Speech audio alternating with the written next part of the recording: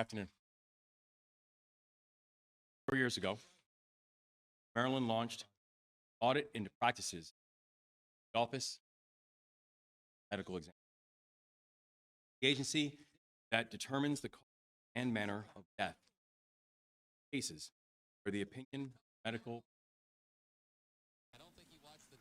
Their difficult work helps inform legal proceedings, and it lends clarity to the families of those who have lost a loved one, including those whose death occurred under unexplained or suspicious circumstances. The audit was designed to study the accuracy and the integrity and the precision of determinations made by the Chief Medical Examiner's Office in the state of Maryland.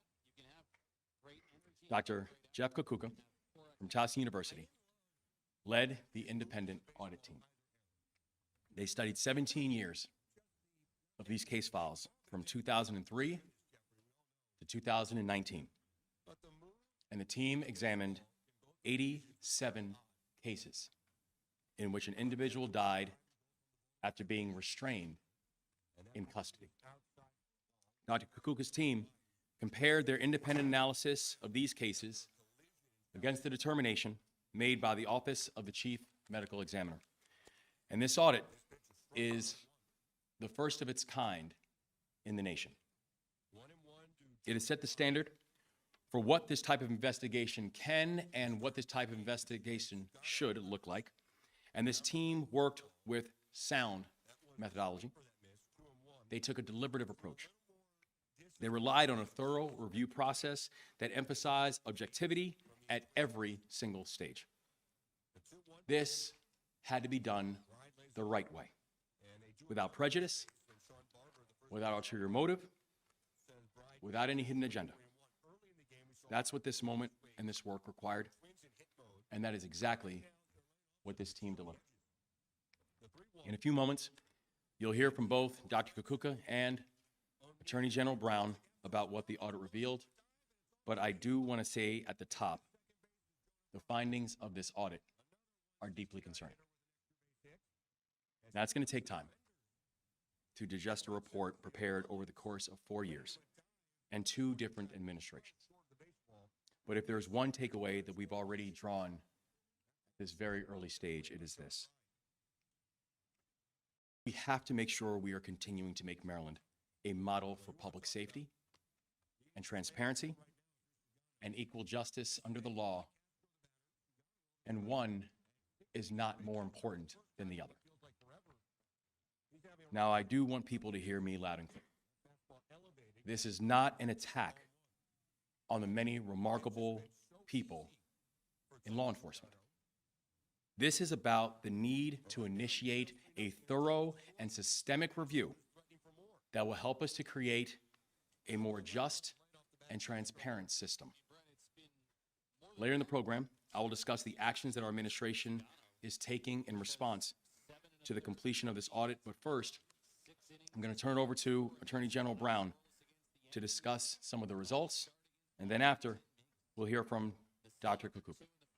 General Brown. Thank you, Governor.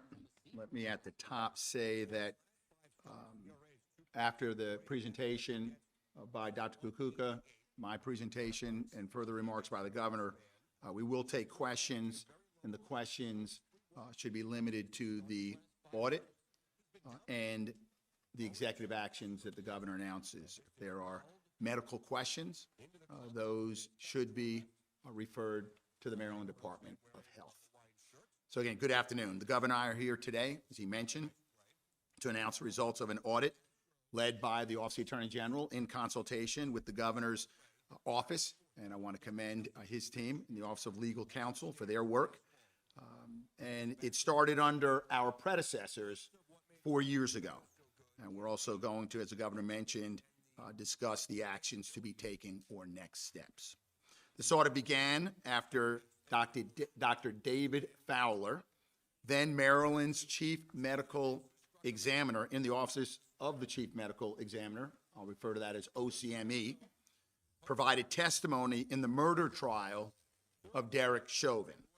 Dr. Fowler's testimony raised profound concerns within the medical community about the independence and objectivity of death determinations made by the OCME. After Dr. Fowler's testimony in 2021, more than 450 medical professionals signed a letter asking Attorney General Frosch to review the death determinations that the OCME issued when Dr. Fowler led the agency.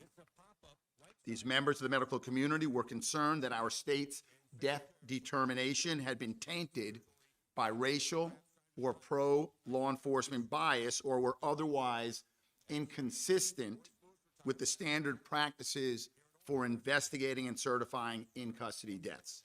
After completing the audit that we are releasing today, an audit conducted in accordance with the highest standards of professionalism, objectivity, and integrity, we can say, as the governor mentioned, there are profound concerns, and they are well-founded in the audit. The audit design team of forensic pathologists and social scientists appointed in September of 2021 started by assessing more than 1,300 deaths that were examined by the OCME during Dr. Fowler's tenure from 2003 to 2019. In each of these cases, a person had died when they were in law enforcement custody. In 2023, Governor Moore and I took office and assumed oversight of the audit. Between September of 2022 and March of 2024, the audit team narrowed the cases under review from 1,300 to 87 decedents in multiple counties who died suddenly or unexpectedly around the time they were restrained, often by the police. Our office then hired 12 forensic pathologists. Between August and December of 2024, each of the 87 cases were reviewed by panels of 3 different experts. The audit design team completed their work this year and wrote the final report and recommendation that we are sharing today.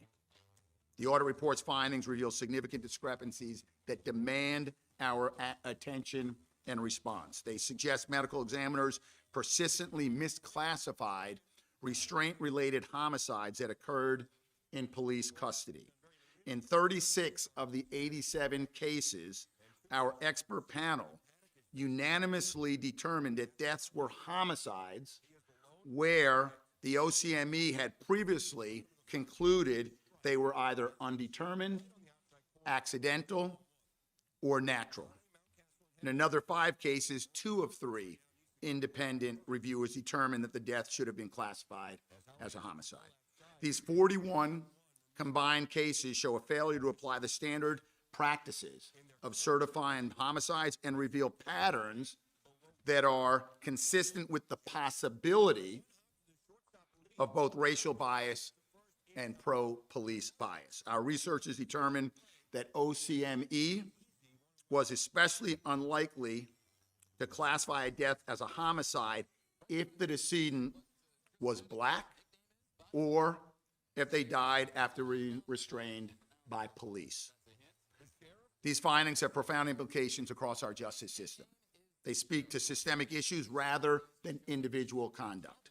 We recognize both the gravity of these findings for affected families and communities and the importance of surrounding law enforcement or supporting law enforcement officers who navigate difficult situations while upholding their duty to protect Marylanders.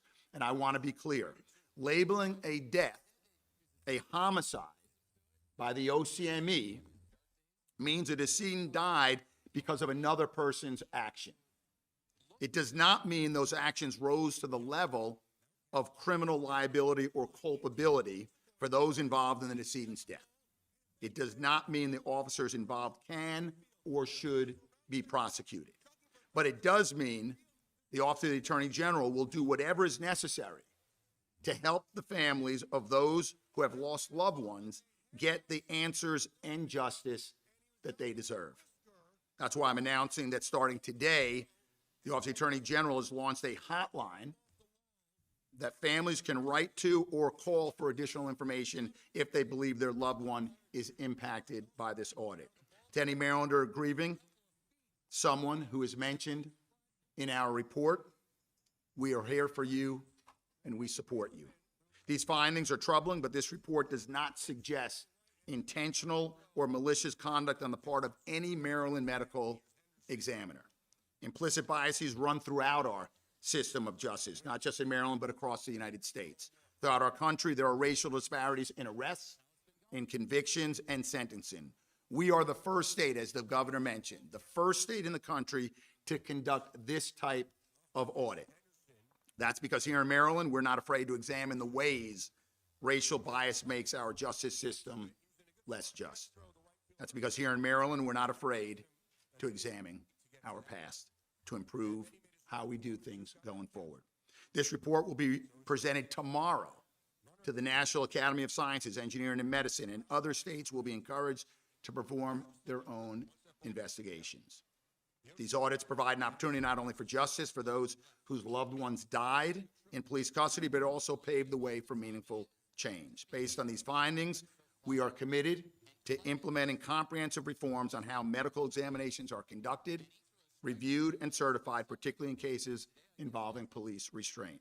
We will establish guidelines, enhance oversight mechanisms, and training that address implicit bias. And these steps will help ensure that scientific objectivity and human dignity remain at the center of death investigations in Maryland. I want to thank our case manager, who's going to speak next, Dr. Jeff Kakuka, for managing the case reviews. It was an overwhelming task, which you handled superbly. I want to thank the audit design team, Dr. Bill Thompson, Dr. Alfredo Walker, Dr. Michael Freeman, and Dr. Deborah Davis for their tireless commitment to designing the OCM audit and drafting the report. I want to thank the OAG team, Carolyn Quattrocchi, Carrie Williams, Zanita Hurley. Thank you very much for your leadership on this. Tiffany Diamo and Anissa Mahmood, who supported OCME's work. And again, thank you to our partners in the Governor's Office of Legal Counsel, especially Amanda LaForge and Jessica Williams. And of course, Governor, thank you. Thank you for your partnership. Thank you for your leadership, without which we would not have gotten this 4-year undertaking across the finish line in terms of the audit and its recommendations. And with that, I'll turn it over to Dr. Kakuka. Thank you, A.G. Brown. Good afternoon, everyone. My name is Dr. Jeff Kakuka. I am a professor of psychology and a decision scientist who served as case manager for this audit, meaning I was primarily responsible for the data collection and analysis and for drafting much of our written report. I was also a member of the audit design team, which brought together distinguished international experts in forensic medicine, social science, and research methodology to carefully design a rigorous procedure for this first-of-its-kind audit. Today, it is my pleasure to share more detail about our audit procedure and findings. The 87 cases included in the audit were all cases in which a person died while or soon after being restrained, typically by police. Between 2003 and 2019, the period during which Dr. Fowler served as OCME's chief medical examiner.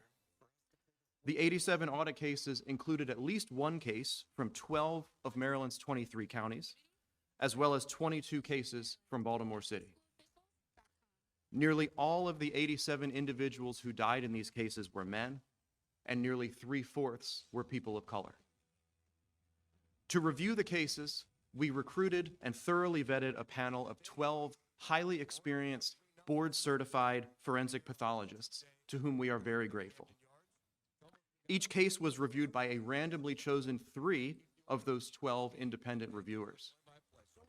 To ensure the integrity of their reviews, we redacted all sensitive or potentially biasing information from the case files, such as the identity of the decedent, the identities of OCME staff, and OCME's original determinations of cause and manner of death. Also, to examine the possibility of racial bias in OCME's determinations, reviewers made their judgments without knowing the decedent's race, and they could then revise those judgments after seeing the decedent's body, although they rarely did. The main goal of the audit was to gauge the appropriateness of OCME's determinations by comparing them against independent reviewers' unanimous judgments of those same cases.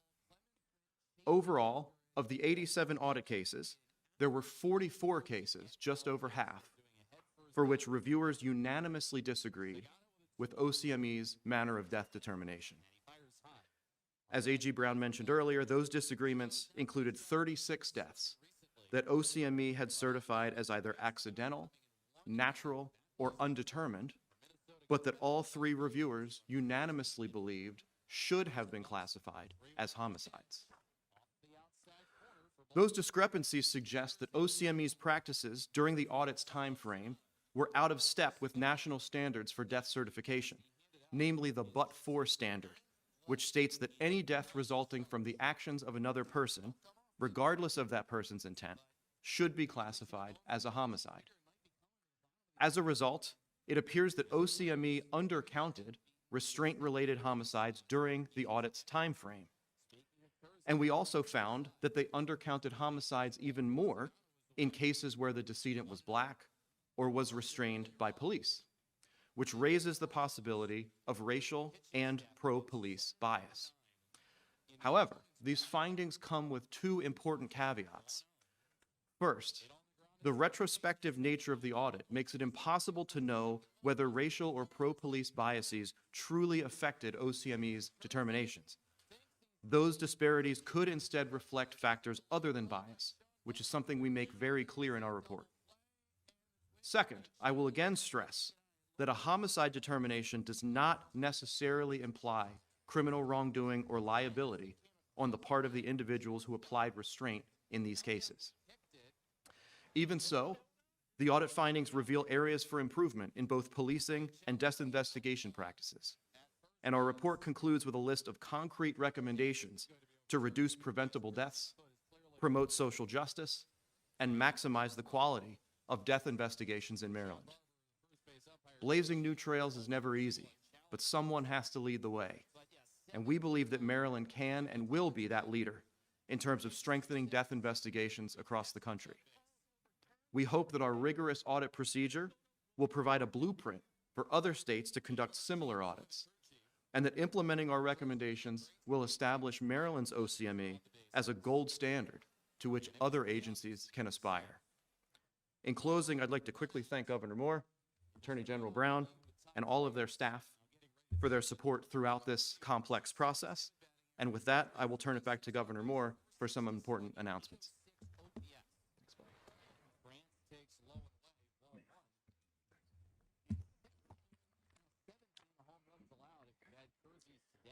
I want to once again thank Dr. Kakuka and General Brown for their comments, for their partnership, for their leadership, and for the remarkable teams that you also both have assembled.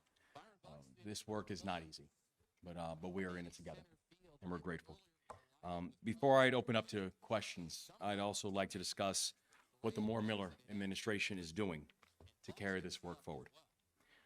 Just a few moments ago, I signed an executive order to further cement Maryland as a national leader in accountability and action. There are three elements that I want to highlight for you this afternoon. The first, I'm directing the Attorney General to work with states' attorneys to review each case included in this audit and determine if it should be reopened for investigation. The second, I'm directing the Maryland Department of Health to review the recommendations of this audit and to conduct a thorough analysis on implementing these recommendations. In addition, the Department of Health will work with the Medical Examiner's Office to ensure that we stay in line with national best practices and national best standards. And both the Maryland Department of Health and the Office of the Medical Examiner will deliver a report dealing their progress by December 31st of next year.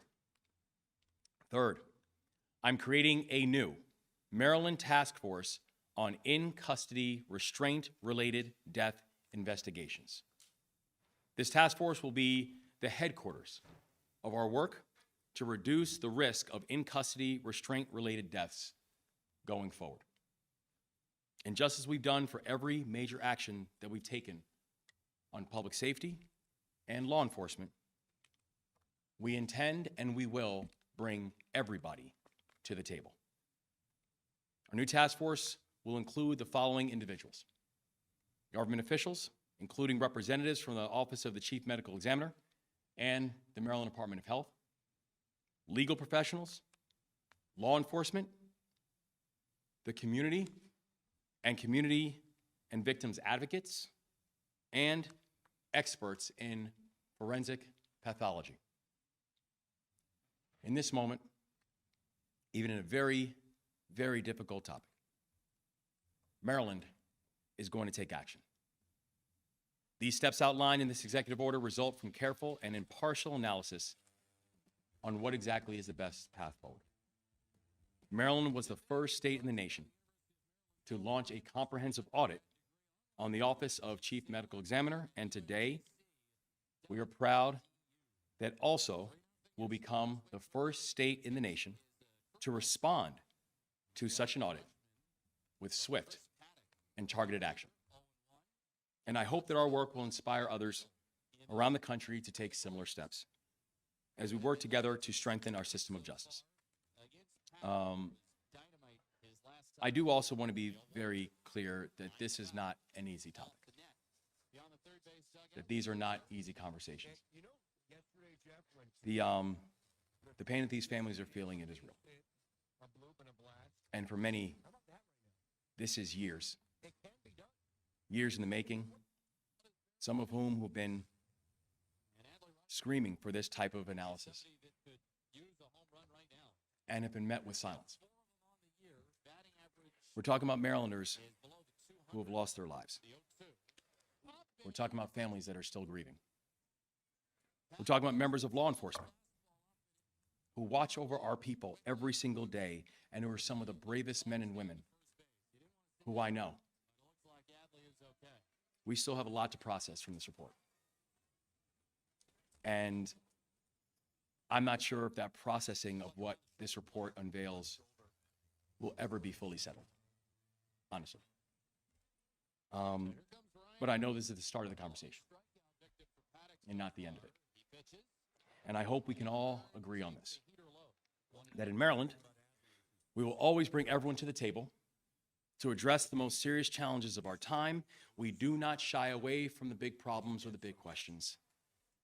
We face them head on. And in Maryland, we will always focus on policies that make us safer and move us closer to the promise of equal justice under law, and you cannot have one without the other. And in Maryland, we will always ensure that law enforcement has the support that they need to get the job done and to keep us safe. This audit represents a snapshot of the past, while this methodological study helps to inform our work and the future that will be of our making. It's a future that we're building together in partnership. We will continue working closely with our state's attorneys and our public defenders. We'll continue working with our elected leaders and our local activists and advocates. We will continue working with our police officers and the communities that they protect. And again, I cannot say thank you enough to Dr. Kakuka and the Attorney General for your leadership on some really hard topics, and to your team for making today so remarkable and remarkably important. And also, I just want to say thank you to my team, who I know have worked exhaustively to make sure that justice is served. With that, we'll open up to any questions. Attorney General, I know that you said that this audit is an indictment on anyone in the OCME office. However, and I know Dr. Fowler is no longer in the office. Will the state pursue any action? This is a pretty severe oversight. Yeah, I mean, the action we're going to take is announced by the governor. We are going to look at these 41 cases.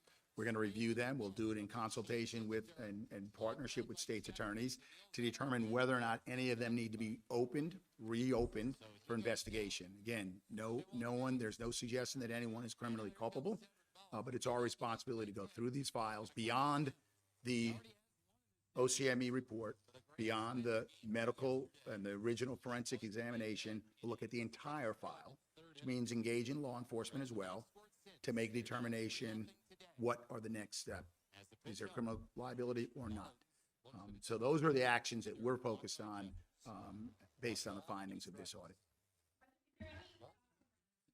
On that same point, in terms of the next steps forward, I know you can't prejudge what would happen in terms of criminal liability.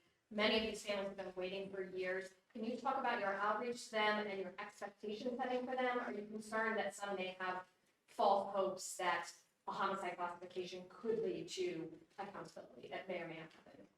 So I want my team, because we have reached out to the 41 families that we've been discussing today. We've made contact with more than half, and we continue in that effort. Again, that's why I announced the hotline and asked those who have not been reached or are interested in this issue and believe that perhaps their family could be or should be included in this to reach out to us. We are going to use all the resources in the Office of the Attorney General. I have victim witness coordinators and support. We have been clear with the families. We briefed them prior to this press conference. We gave them a similar briefing. In fact, Dr. Kakuka gave the briefing, and I had members of my team there to explain to them not only what was found, but to really emphasize, to manage those expectations, that a homicide determination by the OCME or by this audit team, okay, does not mean criminal liability or culpability. What we assured them of is that we will look at these cases to ensure that justice is done, and that we will certainly report back to them and the public on our findings. Because outside of the 87 that you examined, any of the additional cases of in custody deaths, do any of them warrant additional examinations and additional investigation? And are there any plans to delve into some of those as well? What I'm going to do is Dr. Kakuka to better define or describe what is outside of that 87, so you'll have a better understanding. Thank you. Yep. The short answer is no. We have no intention at the moment of looking at cases outside of the 87. Let me briefly explain how we identified the 87 cases that were included in the audit. We requested from OCME, and they graciously provided a list of over 1,300 in-custody deaths that they investigated during Dr. Fowler's tenure. We then perused that list and identified cases in which it appeared that restraint may have played a role in the death. We requested the complete case files for those cases from OCME, which they, again, graciously provided us with everything they have, including photographic documentation and video where appropriate. We then scrutinized those case files to ensure that they involved sudden or unexpected deaths that occurred during or soon after the application of restraint. Those were our inclusion criteria. That's how we identified those 87. So those are what we focused on. There's no way that there could be a homicide determination for any of the other. I can't speak to, but we focused on cases involving restraint specifically. Sure, please. Also, just a reminder of the historical context, right? April of 2021, Derek Chauvin is convicted of murder in the death of George Floyd, and we all saw that on TV. And it involved police restraint by Derek Chauvin, and Dr. Fowler testified to a death determination around excited delirium. So it was the 450 members of the medical community as well as the world that saw that testimony and gasped. And you didn't have to be a medical professional, right, to be in disbelief of that testimony. But that's what caused us, in response to the letter from the medical profession, to focus on those types of cases.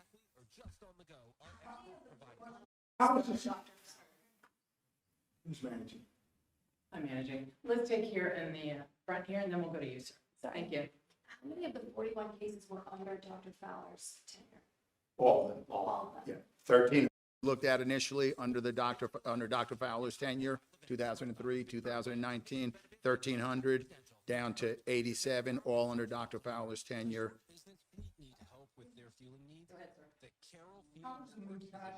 any different from the independent investigations that you guys already did? And won't the task force be doing the same thing that you've already done?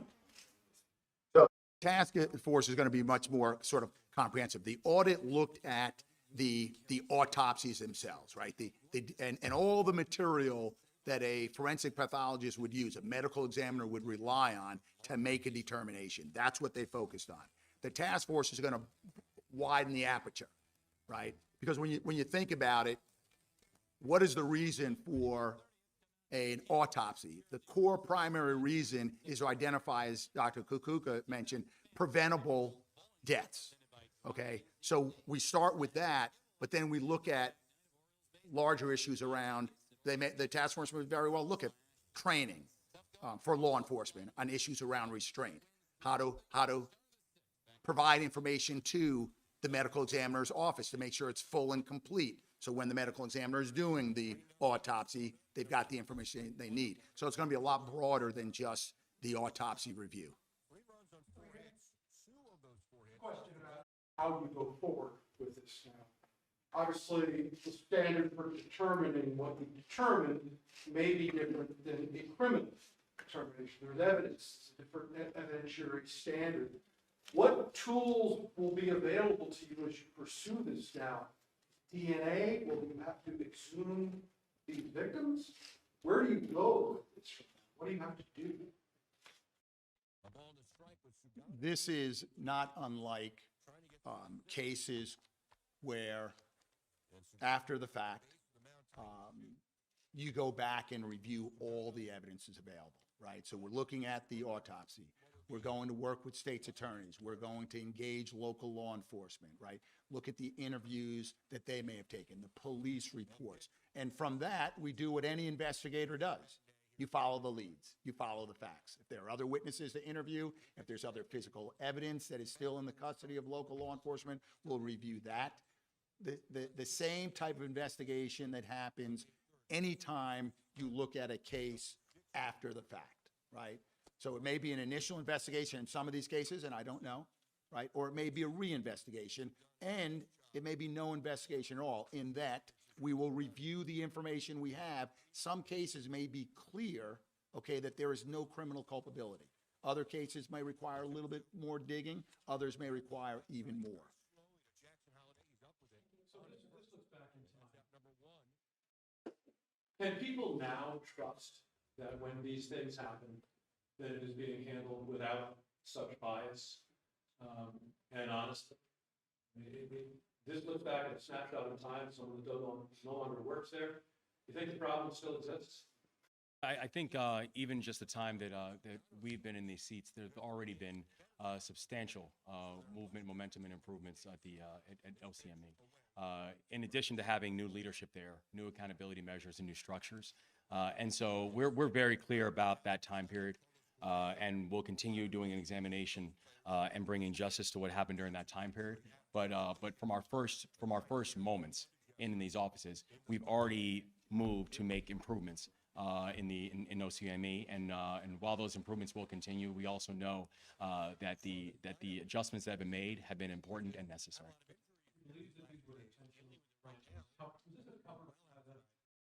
Office for this period of time. Yeah.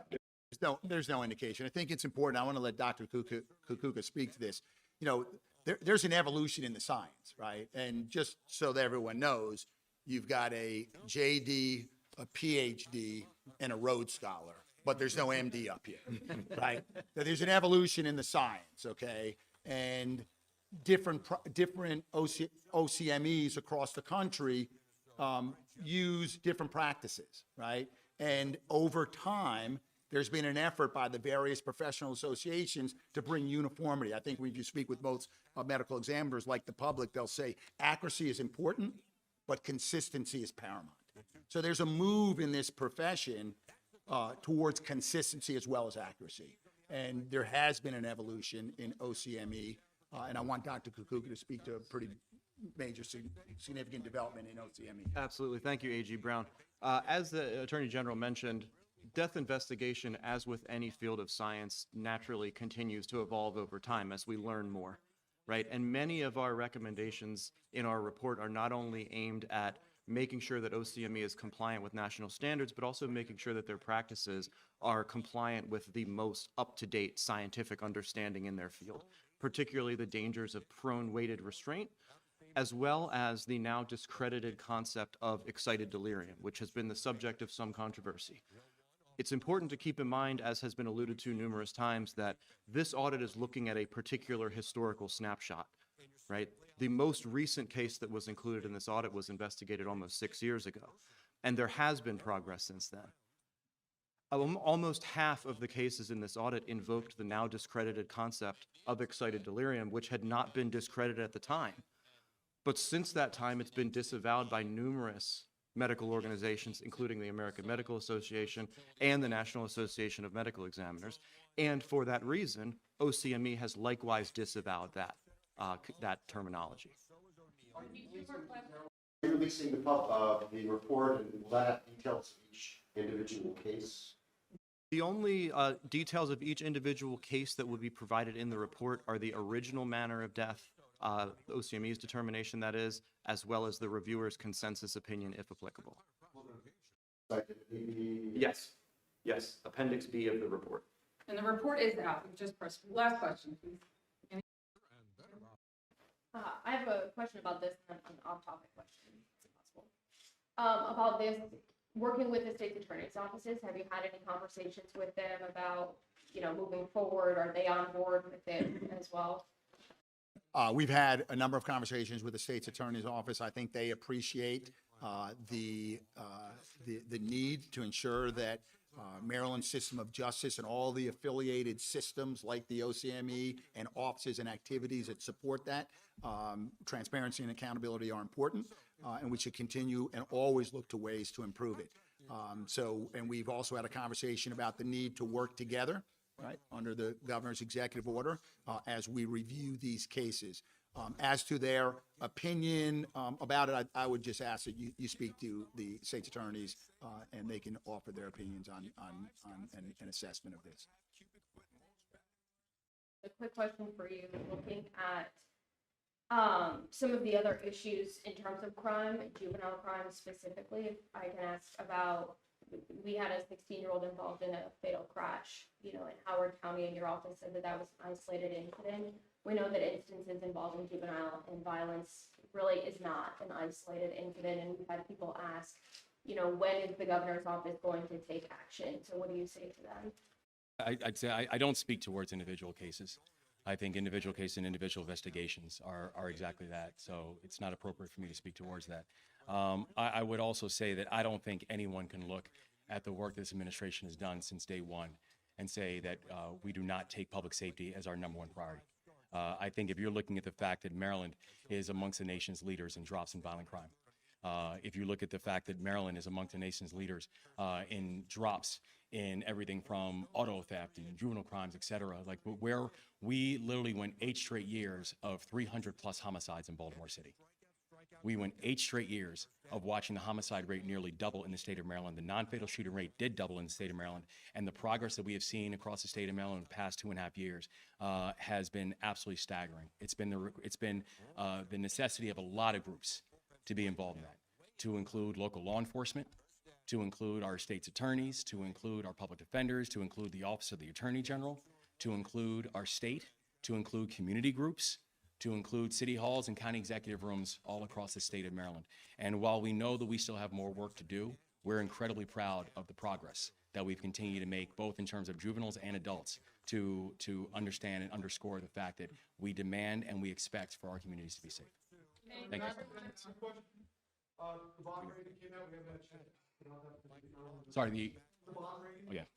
DC has gone through this as well. Your office described it as a Trump bond rating. Why did you feel it was necessary to get that message out? I think it's a slight regional downgrade, because you're absolutely right. Washington, D.C. just went through the same thing. And the irony is, if you look at the language in the report, they're very similar. That the proximity to Washington, D.C. And what is happening with these arbitrary and in some cases illegal federal layoffs, it is having impacts to economies that are closely tied and aligned in Washington, D.C. And it's the reason that we've had such a push on making sure we're emphasizing economic growth. It's the reason we've had a push on ensuring that we are diversifying our economy off of Washington, D.C. If you look at what's happened in this last budget alone, we have around $2.5 billion worth of cuts. It's the largest amount of cuts that a Maryland budget has had in 16 years, that we turn a structural deficit into a surplus, that we have 8% within our rainy day fund, which is above the recommended amount, that we are finally watching economic activity grow in the state of Maryland. New business starts are actually up in the state of Maryland, that we're seeing our unemployment rate is amongst the lowest unemployment rates in the entire country. We have added more jobs in the first 2 years of this administration than the previous administration added in 8. So we're very proud of the progress that we've continued to make, but it is just, and while we have disagreements with some of the methodology that Moody's might have selected, and maybe some of the others might think differently from Moody's as well, to be honest, it is very clear that the impact of the Trump administration, that the impact it is having on the DC region and on Maryland, by extension, is real and it is severe. But I know that even in this moment of economic crisis that the White House and Washington is inspiring, that the progress that we're making in the state of Maryland, despite that, is important, and we will continue making that progress, making sure we can have balanced budgets and still give a tax cut to middle-class families. That is our priority. Thank you.